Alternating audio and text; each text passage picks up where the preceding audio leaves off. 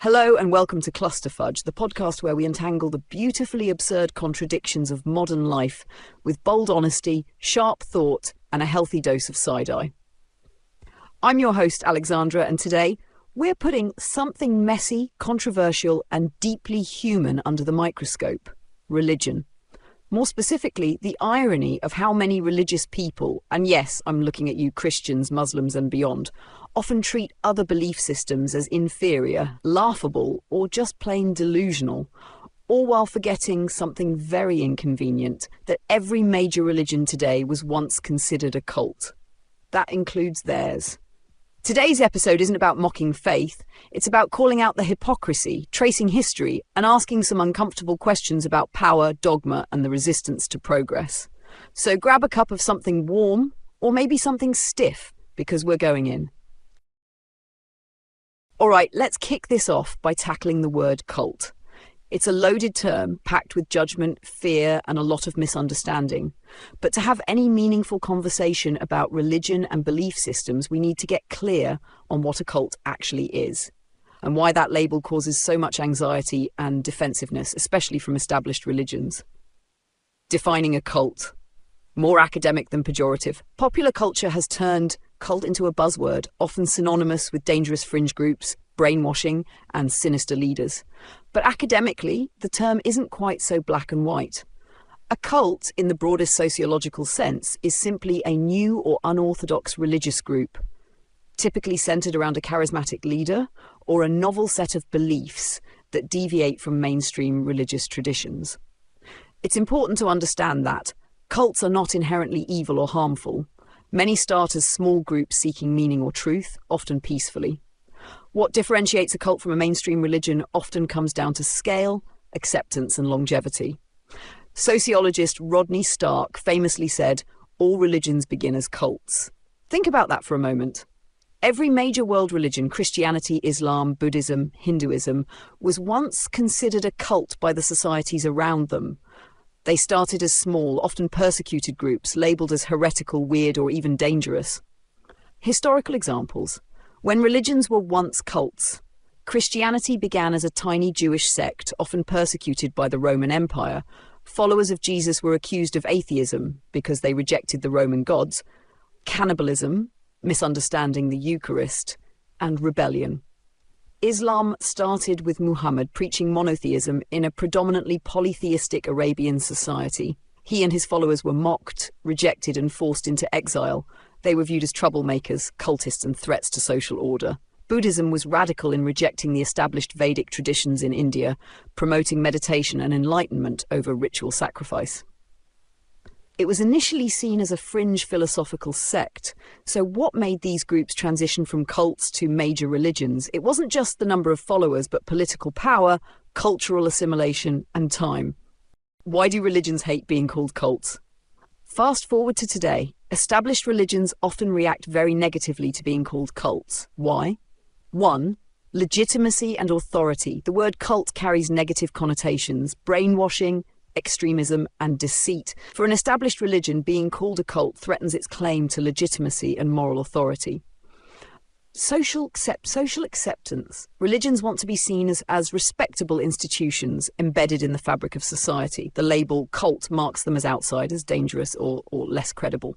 3. Historical trauma. Many religions have faced persecution as cults in their early days. Being called a cult can reopen old wounds, reminding believers of times when their faith was marginalized or violently suppressed. 4. Fear of the unknown. Calling a group a cult is a way to dismiss unfamiliar or uncomfortable beliefs. It's easier to demonize than to understand. That's the double standard and hypocrisy. Here's where the irony and hypocrisy sets in. Religious groups often mock other faiths for being cults, fringe, or delusional.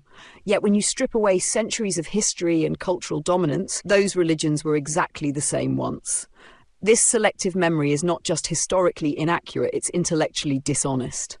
Cult characteristics, shared by religions. Let's look at some characteristics often associated with cults and see how mainstream religions match up. Charismatic leadership. Jesus, Muhammad, Buddha, all charismatic founders who inspired devoted followings. new revelations, new scriptures, prophecies, or teachings that challenge old paradigms, distinct practices and beliefs, rituals, dietary laws, ethical codes that set the group apart, social isolation or tight-knit communities. Early Christians met in secret. Muslims formed tight communities in Mecca and Medina. Claims of exclusive truth. Many religions claim they hold the sole path to salvation or enlightenment. If these are cult traits, mainstream religions check all the boxes. Why the distinction matters. You might wonder, why even bother with this debate? Why does it matter if we call something a cult or a religion? Because labels shape perception. They influence how society treats groups, how individuals feel about their own beliefs, and how open people are to dialogue. By understanding that religions evolve from cults, and that the line is often blurry, we can approach religious beliefs with more humility and nuance. Recognize the role of power and politics in defining orthodoxy, challenge arrogance and judgment based on ignorance. So next time someone scoffs at cults, remember that your own religion almost certainly walked that path. And maybe, just maybe, the difference between a cult and a religion isn't as clear-cut as you think. It's a matter of history, power, and time, and understanding that gives us a chance to be more compassionate and a lot less judgmental.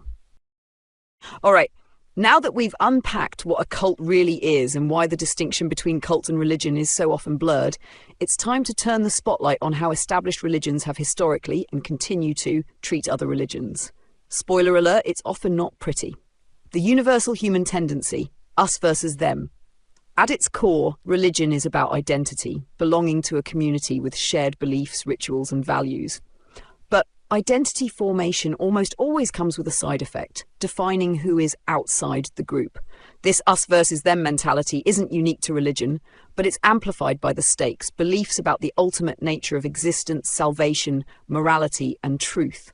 When a group is convinced it holds the truth, it often views those outside as misguided, lost, or even evil. This dynamic has been playing out across cultures and centuries. Historical examples of religious hostility. Let's look at some well-documented historical patterns of religious intolerance and conflict. Christianity and paganism. As Christianity rose from a persecuted sect to the official religion of the Roman Empire, it aggressively supplanted pagan religions. Temples were destroyed, idols smashed, and pagan practices outlawed. The Christian worldview considered paganism as devil worship, ignorance, or superstition that had to be eradicated for salvation to prevail. Islam and polytheism. Early Islam emerged in a largely polytheistic Arabian peninsula. The Quran and early Islamic leaders were explicit about rejecting idol worship and pagan practices. While the Quran preaches some tolerance, in practice, non-monotheistic religions were often marginalized, with their adherents sometimes facing harsh treatment, including special taxes or social restrictions. The Crusades. These religious wars from the 11th to 13th centuries were literally about conquering lands deemed infidel, Muslims, Jews, and Eastern Christians. The violence and atrocities committed were fueled by religious zeal and the belief in the superiority of Christian faith. Inquisition and witch hunts. The Catholic Church's efforts to root out heresy and non-Christian beliefs involved torturous interrogations, forced conversions, and executions. Labeling someone a heretic was a death sentence, a grim reminder of religious intolerance. Mockery, condescension, and dismissal in modern times. The overt violence of the past has often given way to more subtle, but no less harmful forms of religious intolerance today. Mocking other faiths. You'll find this everywhere. Christians mocking Scientologists or Mormons as cults. Muslims ridiculing atheists or other sects within Islam. Jews criticizing Christians or secularism. New Age believers scoffing at traditional religions as outdated or repressive. Social and political marginalization. Religious minorities often face discrimination, from legal restrictions to social ostracism, simply because their beliefs don't align with the majorities. Online religion wars. Social media has amplified tribalism, where comment sections and forums become battlegrounds for religious superiority contests, insults, and misinformation. Theological justifications for intolerance. Many religions provide theological grounds for looking down on others. Claims of exclusive truth, our way is the only true way. Beliefs that others are lost souls, evil, or under the influence of dark forces. concepts of divine punishment for those who don't convert or submit. These ideas can foster a sense of misshaving souls, but also breed contempt and exclusion. Here's the kicker. Every religion, if examined from an outside perspective, can look just as absurd or cultish as the ones they mock. The stories, rituals, and doctrines that seem perfectly normal and sacred inside are often baffling to outsiders. And yet, many believers fail to recognize this. Instead, they elevate their own beliefs as rational and enlightened, while dismissing others as foolish or dangerous. Why this matters today. Religious intolerance doesn't just cause hurt feelings. It fuels violence and conflict between groups, discrimination and hate crimes, barriers to social cohesion and peace, resistance to dialogue, cooperation, and pluralism. In a globalized, interconnected world, this kind of division is deeply dangerous. It stalls progress on human rights, social justice, and peaceful coexistence. Can religions learn to respect each other? While the track record is rough, there are hopeful signs. Interfaith dialogues and movements promote understanding and shared values. Some religious leaders emphasize compassion, humility, and coexistence. Youth across faiths often show more openness than their elders, but these efforts require humility, a willingness to admit that no one faith has all the answers and that mocking others only deepens divides. So yes, religions have often treated other religions badly. It's part of the messy human story of power, identity, and fear of the other. But recognizing this pattern and the hypocrisy within it is the first step toward breaking the cycle.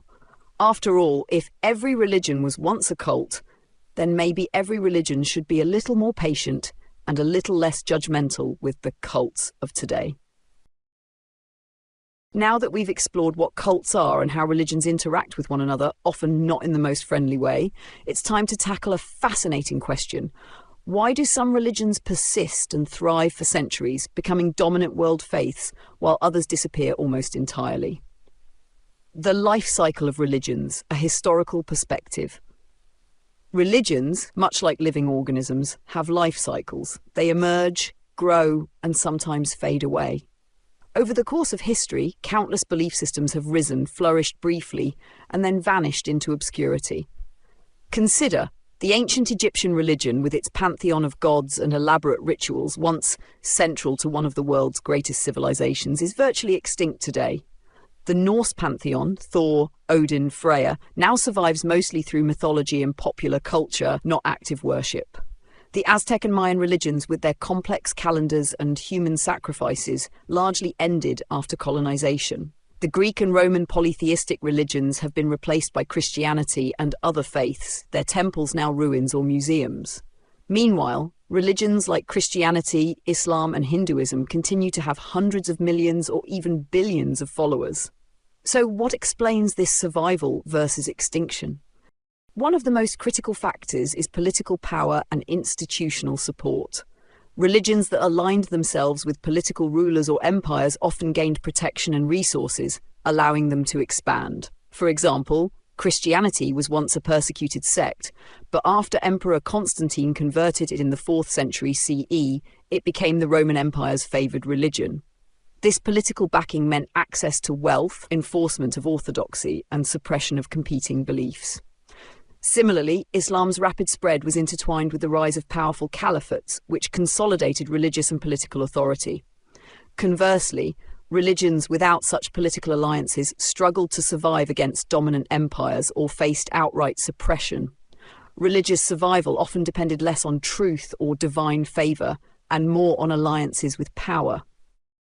Another major factor is adaptability, how well a religion can absorb new ideas, practices, and cultural norms. Religions that evolve and incorporate elements of other faiths or local customs often survive longer. Hinduism, for example, is highly syncretic, embracing a vast pantheon and a variety of practices that differ widely by region and community. Early Christianity incorporated elements from Judaism, Greek philosophy, and Roman culture, which helped it appeal to diverse populations. On the other hand, religions or cults that rigidly resist change, rejecting any scientific discoveries or social shifts, are more vulnerable to decline as societies modernize. Religions that meet the emotional and social needs of their followers tend to persist. They offer a sense of meaning, community, moral guidance, and comfort in times of uncertainty or crisis. They create rituals and symbols that connect people across generations. Religions that fail to address the changing spiritual or social needs of people often see dwindling interest.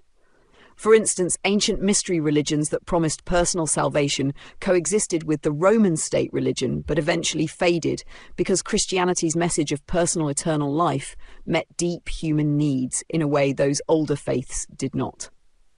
The role of literacy and sacred texts. The written word has played an essential role in the longevity of religions. Religions with sacred texts that can be copied, studied, and interpreted have an advantage over oral traditions. Texts like the Bible, Quran, Bhagavad Gita, or the Torah provide a stable foundation for teaching and transmission across time and space. This also allows religious authorities to codify doctrine and enforce orthodoxy, which helps maintain cohesion and resist splintering. Geography and demographics. The geographic distribution and population base also matter. Religions centered in populous, stable regions with trade routes and political hubs spread more easily.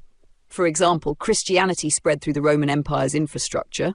Islam spread along trade routes across Africa, Asia, and Europe. In contrast, localized tribal religions often disappear as populations migrate, integrate, or adopt dominant faiths. Technology and media influence today. Fast forward to the present, and technology is a major factor in religious survival and growth. Television, radio, internet, and social media allow religions to broadcast their message globally. Megachurches, online sermons, and religious apps reach millions of people, attracting new followers. Religions slow to adopt new media or technologies risk fading from public consciousness. Why some cults and religions vanish? Many smaller cults and religions vanish because they fail to gain a large enough following to sustain themselves. They lack political or social support. Their teachings become obsolete or disproven by scientific knowledge. They face persecution or violence. They cannot adapt to changing cultural contexts. Survival in religion is less about absolute truth and more about a complex interplay of power, adaptability, social relevance, geography, and communication. Understanding this helps us see religions not as static, sacred monoliths, but as living, breathing entities shaped by history and culture, just like everything else. Now that we understand how religions develop, interact, and survive, it's crucial to examine a far more uncomfortable reality: how religion, particularly in its institutional and dogmatic forms, has often stood in the way of human progress. This isn't a new critique. Philosophers, scientists, and activists throughout history have pointed out how religious dogma can hinder advancements in knowledge, civil rights, and social reforms. But the impact is ongoing and very much alive today. Historical examples of religion blocking progress. One of the most famous historical examples is the case of Galileo Galilei. In the early 17th century, Galileo used his telescope to observe celestial bodies and support the Copernican theory that the Earth orbits the Sun. This directly contradicted the geocentric view upheld by the Catholic Church, which taught that Earth was the center of the universe. Galileo was tried by the Inquisition, forced to recant, and spent the rest of his life under house arrest. This episode symbolized the conflict between dogmatic belief and scientific inquiry, religion prioritizing doctrinal authority over empirical evidence. Fast forward to the 19th and 20th centuries. Charles Darwin's theory of evolution by natural selection revolutionized biology, but was, and still is, rejected by many religious groups. Some religious institutions continue to advocate for creationism or intelligent design to be taught alongside or instead of evolution in schools. This opposition to evolutionary science creates barriers in education and undermines scientific literacy. Resistance to medical and technological advances. Religious objections have also affected health and technology. Opposition to vaccines or modern medicine based on faith or natural beliefs endangers public health, as seen in various outbreaks of preventable diseases. Refusal to allow birth control or abortion based on religious doctrine impacts reproductive rights and women's autonomy worldwide. Some religious groups oppose stem cell research, hindering progress in regenerative medicine. Religion has played a complicated role in social justice movements. On one hand, many faith leaders have inspired civil rights, abolition of slavery, and humanitarian work. On the other, religious dogma has been used to justify racism, sexism, homophobia, transphobia, and xenophobia. Examples include opposition to LGBTQ+ rights by many religious organizations citing sin or unnaturalness, discrimination against women based on interpretations of sacred texts that prescribe gender roles, religious justifications for caste systems or ethnic hierarchies. This resistance often slows or reverses social reforms, perpetuating inequality. While many individuals reconcile faith with science, institutional religion often struggles with accepting climate change science, which challenges traditional views on stewardship and human impact, embracing new technologies that alter life, like genetic modification or artificial intelligence, which raise ethical and theological questions. The tension arises because religion's foundation is often in immutable scriptures or traditions, whereas science is inherently evolving and questioning. Why does religion resist progress? This resistance can be understood through several lenses. Preservation of authority. Religion derives power from its control over moral and existential questions. Progress that challenges core beliefs threatens this power. Fear of uncertainty. New knowledge often destabilizes previously held certainties, which can cause fear and rejection. Community identity. Changing beliefs can fracture religious communities, leading to schisms and loss of cohesion. Interpretation rigidity. Literal or fundamentalist readings of scripture can make adapting to new knowledge difficult. The consequences of resistance. When religious institutions block progress, lives can be lost due to rejection of medicine or public health measures. Education suffers, with students receiving incomplete or misleading information. Human rights are denied or delayed, creating social injustice. Scientific and technological advancement slows, impacting global development. But it's not all bad. Nuance and progress within religion. It's important to recognize many religious individuals and groups embrace progress, advocate for science, and reinterpret texts in ways that harmonize with modern understanding. Interfaith movements often promote social justice, environmental stewardship, and peace. The tension is often between institutional dogma and individual believers. Religion, when rigid and dogmatic, can be a powerful obstacle to human progress, but it's not inherently opposed to advancement. It's the resistance to change and challenge to authority that creates conflict. Understanding this helps us advocate for a world where faith and reason coexist, but where progress is never held hostage by ideology. As we continue to unravel the complex relationship between religion and society, it's crucial to distinguish between faith itself and dogma, two concepts often conflated but fundamentally different. Understanding this difference helps us see where the true challenges lie and how religion can be both a source of comfort and a barrier to progress. What is faith? At its core, faith is a deeply personal, often spiritual experience. It's the human desire to find meaning, connection, and purpose beyond the material world. Faith can inspire hope, compassion, and resilience in the face of hardship. It fosters community, shared rituals, and a sense of belonging. Many people describe faith as a journey, one that evolves and adapts over time. Importantly, faith is not inherently dogmatic. It doesn't demand blind obedience or hostility to questioning. It is often exploratory, reflective, and deeply human. What is dogma? Dogma, on the other hand, refers to the set of authoritative doctrines or beliefs that must be accepted without question within a religious tradition. It often comes with rigid rules, hierarchies, and punishments for dissent. Dogma demands orthodoxy, uniformity of belief and practice. It resists reinterpretation or adaptation to new knowledge. It can be wielded as a tool of control, maintaining power structures within religious institutions. Why dogma becomes problematic? Dogma turns faith into institutionalized rigidity. Here's why this is problematic: suppresses critical thinking. When questioning dogma is forbidden, believers may be discouraged from exploring doubts or new ideas. Encourages intolerance. Dogmatic beliefs often paint those outside the faith as heretics, sinners, or worse. Blocks progress. As discussed earlier, dogma can reject scientific discoveries and social reforms. Fosters division. Strict dogma can lead to sectarianism, splits, and conflicts within and between religious groups. Examples of dogma in action. Consider the Catholic Church's historical stance on issues like heliocentrism, contraception and divorce, where dogma delayed acceptance of new ideas or social needs. The strict interpretations of Sharia law in some Islamic communities that resist reform on women's rights and criminal justice. Certain fundamentalist Christian groups opposing LGBTQ+ rights or evolution education. Religious cults that demand absolute obedience to a charismatic leader, often leading to abuse. Distinguishing faithful belief from dogmatic control. Not all religious belief is dogmatic. Many religious communities embrace interpretation and debate about Scripture, the integration of science and faith, emphasis on love, mercy, and personal growth over rigid rules, interfaith dialogue and respect for others' paths.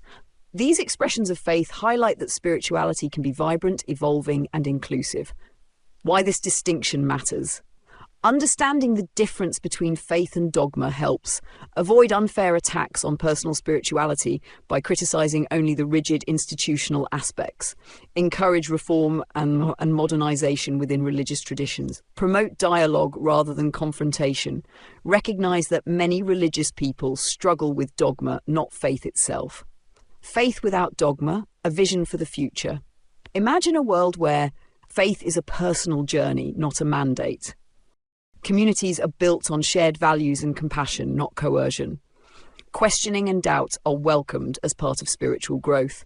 Religious institutions evolve alongside scientific and social advances. This isn't utopian fantasy, it's already happening in many places. Faith is a beautiful human impulse to seek meaning and connection. Dogma is what turns that impulse into a fortress, resistant to change and hostile to difference. The real challenge and opportunity lies in moving from dogmatic rigidity to a faith that is open, humble, and life-affirming. As we wrap up this episode, peeling back the layers on religion, cults, dogma, and the messy dance between faith and power, one idea stands out above all: humility over hubris. Why humility matters in religion and belief. At its best, religion is an expression of humility. It's the acknowledgement that human beings, despite all our knowledge and achievements, do not have all the answers to life's biggest questions. Humility recognizes the vast mystery of existence, the universe, consciousness, and morality. It encourages openness to learning, growth, and change. It fosters compassion for others, especially those who think or believe differently. It allows space for doubt, questioning, and evolving understanding. When humility guides religious faith, it becomes a bridge between people, not a barrier. The danger of hubris. In contrast, hubris, excessive pride or arrogance, is the root of much religious conflict and suffering. Hubris in religion manifests as claiming exclusive possession of truth. It fuels intolerance, persecution, and even violence against those labelled heretics or infidels. Hubris often demands rigid dogma and suppresses questioning to maintain power. It blinds followers and leaders alike to their own fallibility. This arrogance is what turns once vibrant faith into oppressive institutions. Historical lessons in humility versus hubris. History offers many examples where hubris led to catastrophe. The Inquisitions and religious wars were fueled by arrogance that our faith is the only true faith. Colonization often intertwined with missionary zeal, imposing belief systems on indigenous peoples with little regard for their cultures. Modern conflicts continue where religious hubris denies the humanity or rights of others. But there are also examples of humility opening doors. The Second Vatican Council in the 1960s brought major reforms in the Catholic Church, emphasizing dialogue and respect for other faiths. Interfaith movements promoting peace show the power of humility and listening. Religious leaders who admit uncertainty or evolve their views model a faith grounded in humility. Applying humility in our own lives and society. What does humility look like beyond institutions? Recognizing our own limitations and biases, being willing to listen and learn from those with different beliefs or experiences, accepting that no one has a monopoly on truth or morality, embracing uncertainty as part of the human condition. This kind of humility fosters respectful coexistence and collective progress. Humility as a path to progress. Humility doesn't mean giving up belief or conviction.